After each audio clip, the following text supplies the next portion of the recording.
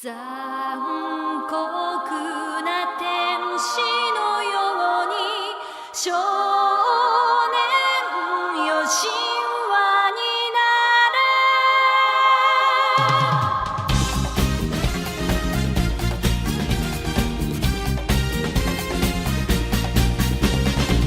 What comes to mind when you think of insanity in anime? You would think of films like Akira or Ghost in the Shell, or some series such as FLCL, but there is always one that I always come back to in terms of pure insanity. That would be Neon Genesis Evangelion, or as I've come to nickname it, Shut Up Shinji and Get in the Damn Robot, the series. Let's begin with the plot. 15 years ago there was this disaster that ravaged the earth called the Second Impact. Now giant monsters called angels have appeared. The head of NERV, which is a special paramilitary force, Gendo Ikari, calls in his son Shinji, and he has a rock-solid plan. You mean you're gonna use your whiny, bitchy-ass son, who's never had a backbone his entire life, to pilot a giant robot he's never seen or heard of before, having no prior combat experience, to fight one of the greatest threats mankind has ever faced? Shinji then reluctantly becomes the pilot of AV Unit 1 to battle the angels to save the world while being a little bitch and running away from everything. The story is kind of a mess. I like the idea of a group of teenagers using robots to fight monsters, but the execution is the problem. Gendo manipulates Shinji into the robot, even using an injured girl. I'm a fucking genius! I do like how it isn't just a robot and there is a human being inside it. It wouldn't have been effective during the battle sequences. The series was created by the director Hideaki Anno, who was having depression at the time, which explains the tone. You could just play some Linkin Park and get the tone of this series perfectly. The odds are stacked up against our heroes with little hope. The series starts off as the angels appear with our heroes trying to stop them every episode. We're on a mission from God.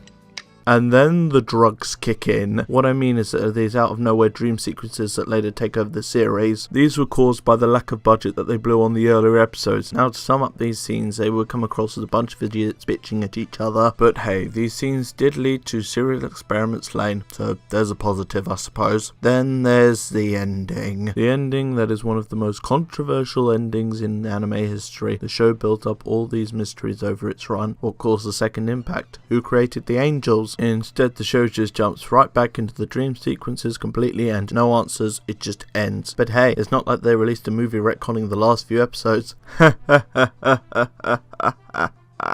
now onto the characters. Shinji Ikari, the legend himself, the one who runs away at the smallest amount of danger, one of the, if not the most hated anime characters of all time. Oh, I hate that guy. So what do I think of him? I don't hate him. Well, I don't like him, but I do feel kind of bad for him. He's forced and manipulated by everyone from his father to Misato. Hell, Gendo only called Shinji because he had a use for him, so I understand why he is the way he is, and he does actually develop him become less whiny over the series. Now, the problem I do have with him is his constant running away and whining. I'm a coward! I'm dishonest! I'm sneaky!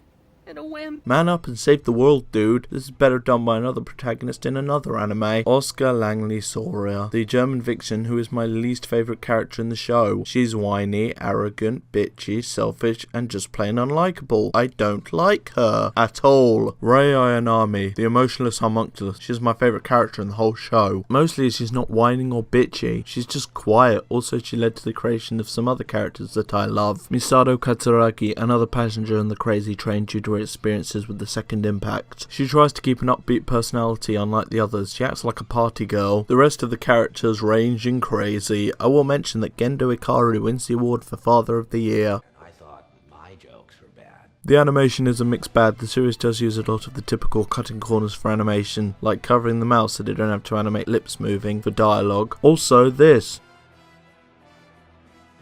Just look at this! Though the animation was awesome during the battle scenes, better than some of the series coming out today. The music was pretty good. The opening is a classic. Not my favourite, but still a classic. The dub is dated but watchable. The actors get better over time.